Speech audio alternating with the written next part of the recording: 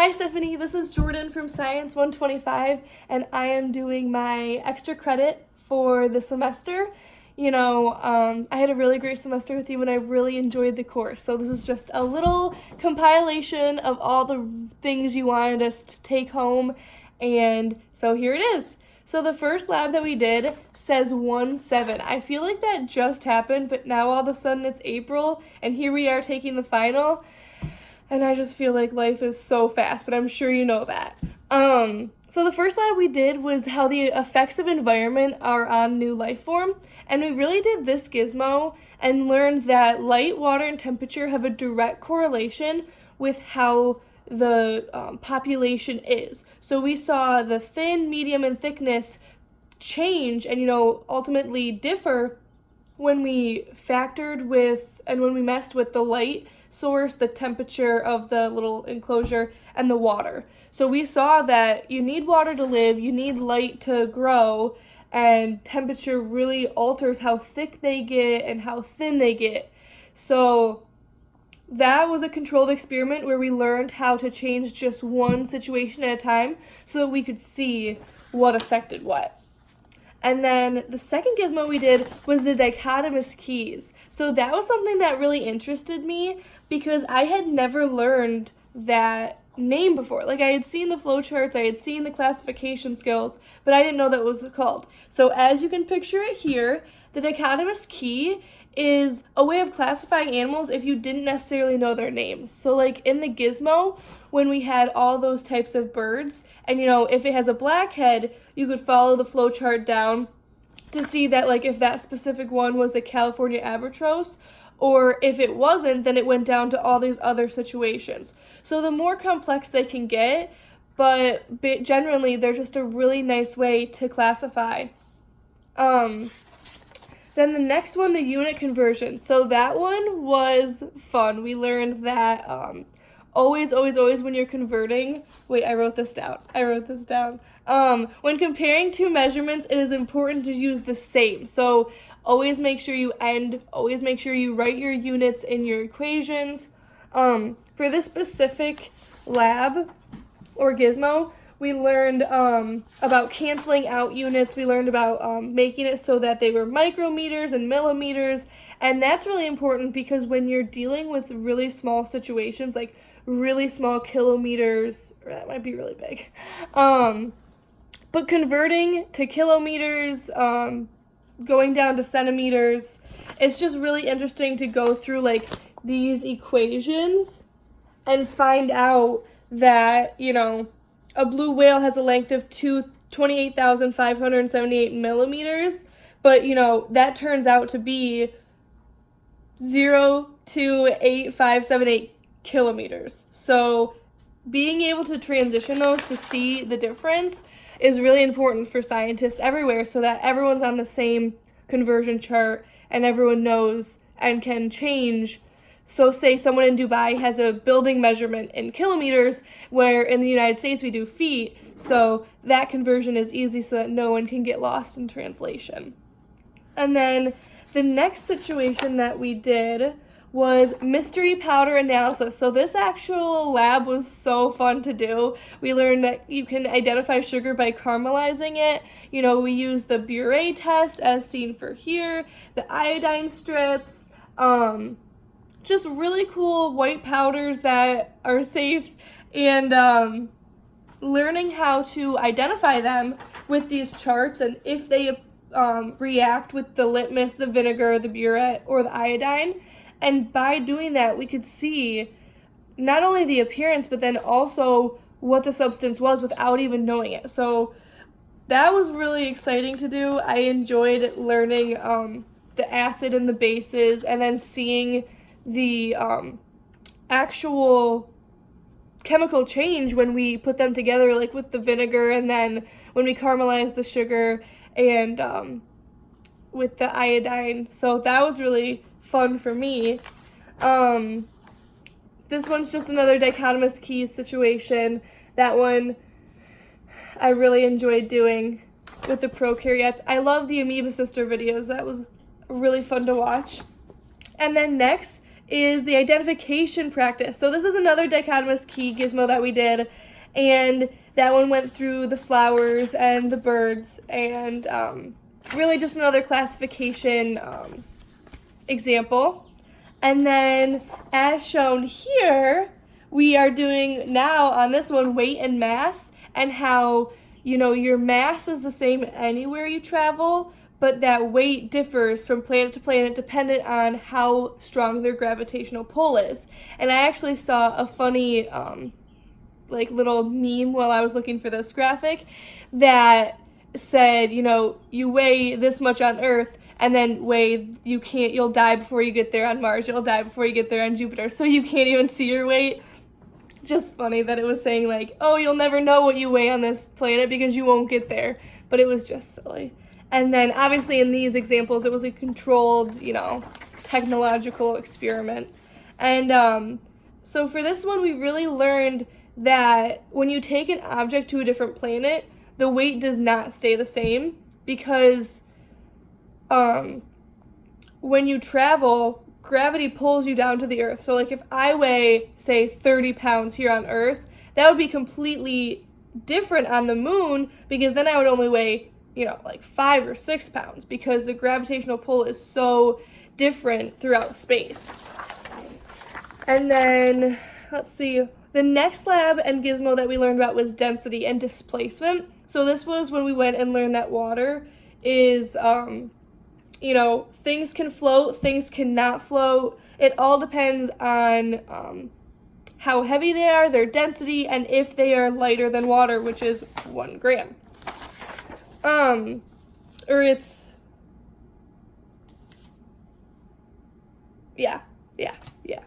And then, when you go through and you look at what water displaces, you can also find the weight of the object. So say you have the density of a gold nugget and it's 579 grams over 30 milliliters, you can find out that the crown itself weighs 19.3 grams per centimeter cubed. And so with these formulas and with these classifications, we learned that with this, you can see whether the object will sink or float, and you can, you know, find out, you know, essentially what kind of liquids can go into water. Like essentially oil can't mix with water, so that was something we were able to see too.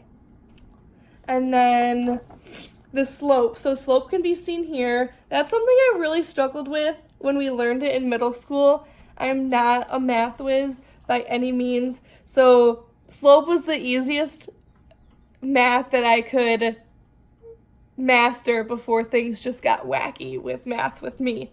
But slope is really just the rise and the run of a graph. So when you graph a plot and you have so many up here and then so many up here, that is the point of your rise and run. And then we learned that, you know, it can be a negative slope, it can be a positive slope. So depending on your points and depending on your steepness, it can show how high and how fast the slope is going, or if it's just a gradual, and then obviously negative if it's a negative number and situation there. And then the distance, time, and velocity graphs were really cool to watch that gizmo with having the little guy run back and forth. So that is the graph right here that you see goes up, stops, and then shows the distance traveled in a situation or scenario. So you can either run, you know, that's the fast, and then if you have a resting or stop period, and then where you go. So that is all shown through intervals, and then velocity can be found from doing the time interval, the slope, and then velocity comes out in meters per second. So that is a really fun little lab that we did too, with the little guy running back and forth. And then here we have the periods of a pendulum. So this lab, we had the whole shebang out with the pendulum that we made.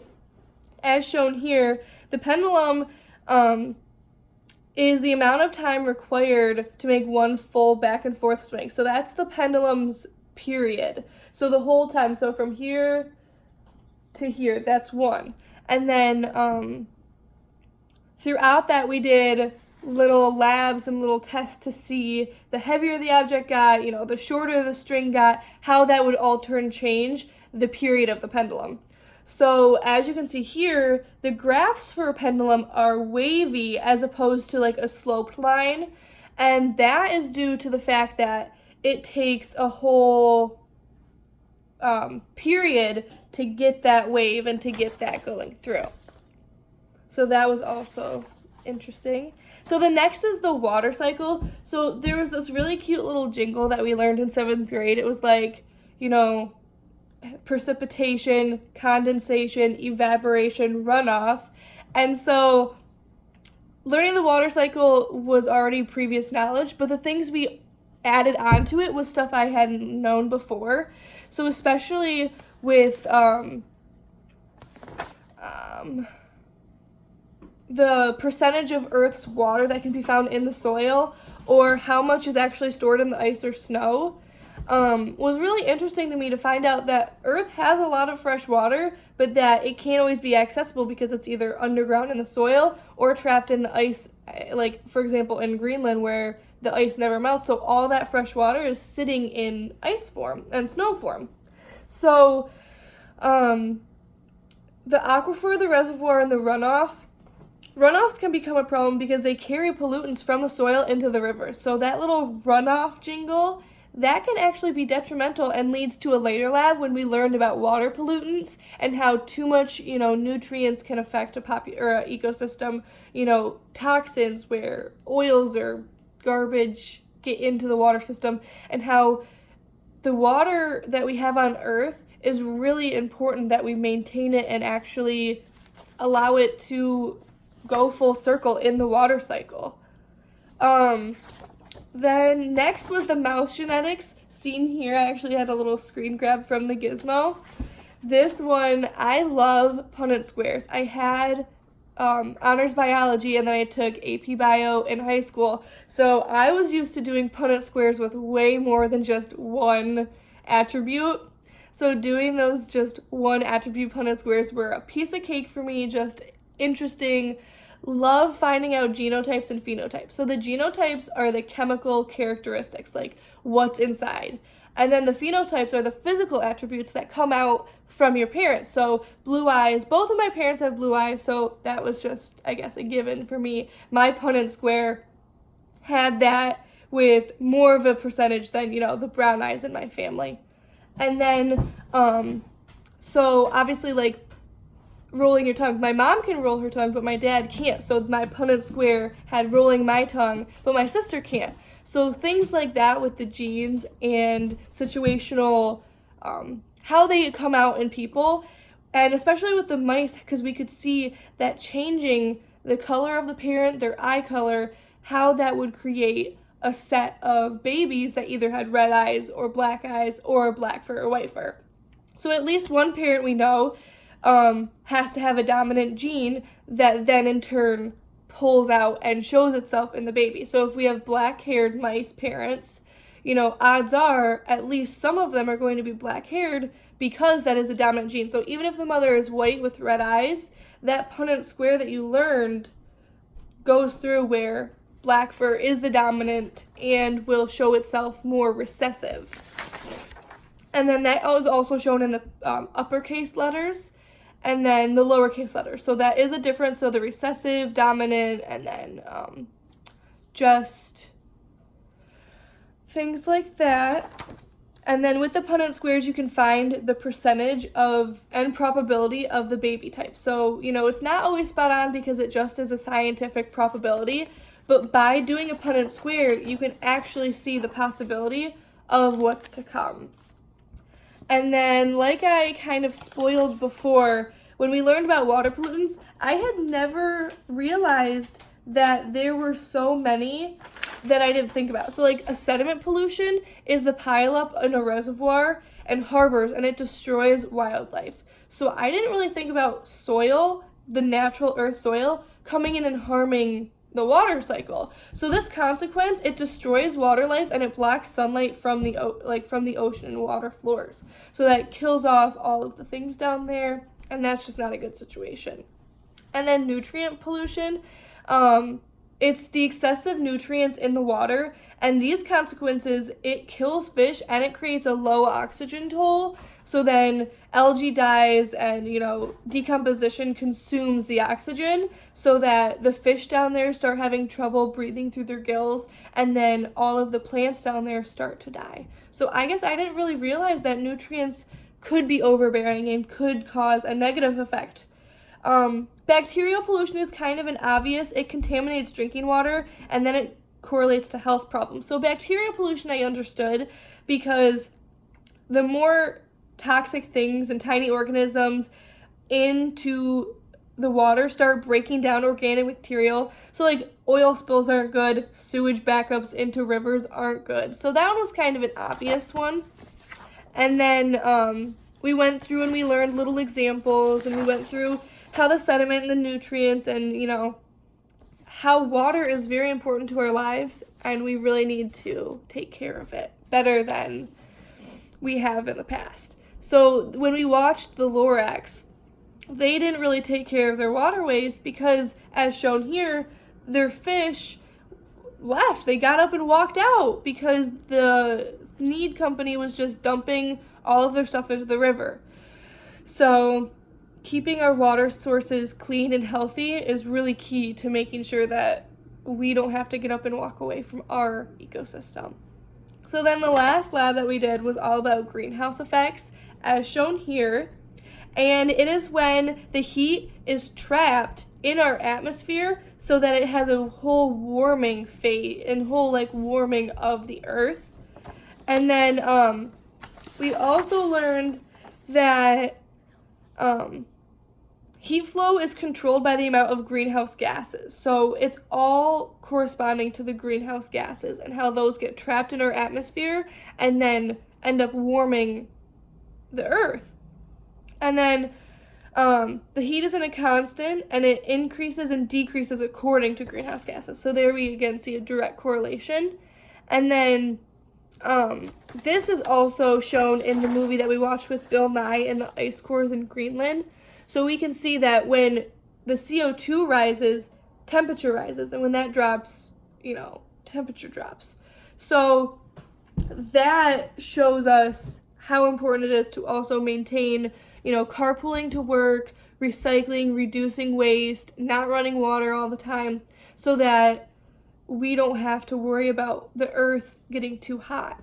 So I know that earth is in a warming phase right now, as shown by the graph with Bill Nye. But because of that, things are starting to melt. So the ice caps are melting, which could start to displace water. And then all of those towns on lakes and rivers and oceans could be completely gone and washed away because the ocean levels will begin to rise. So one way to... My sister just came downstairs. One way to also find out how Earth has gone through these situational changes is by going through the ice cores in Greenland, which I feel like is such cool history to have in the form of a tube of ice. So with those tubes of ice that they get from the thousands and thousands and millions and billions of years old ice in Greenland that never melts, it snows, oxygen gets trapped, it freezes over, it snows, oxygen trapped. It just keeps going. So you have this whole tube shown here that essentially can show scientists exactly what was in the air and how much CO2 was in the air from those little air bubbles trapped in that ice. So it's the best scrapbook that scientists could ever find, because now they can realize what CO2 levels were here so that they can create that graph to show that Earth is in a natural warming phase regardless of, the pollutants that are happening. So from that, I learned a great deal and I really enjoyed this course. So I'm really just thankful that I chose it, and I'm really happy that I learned so many cool scientific things. Also, the scientific method before I get the home run, the hitter on the head. Shown here, it is the steps that you need to do. So the first one is the observe the problem, then you have to do the hypothesis, then test the experiment, then you get data and results, and then you draw your conclusion. So as I hit everything. I'm just really happy. You were a great professor, and I'm so glad that this semester is done, even though I wish we could do some more fun science. Okay, bye, Stephanie.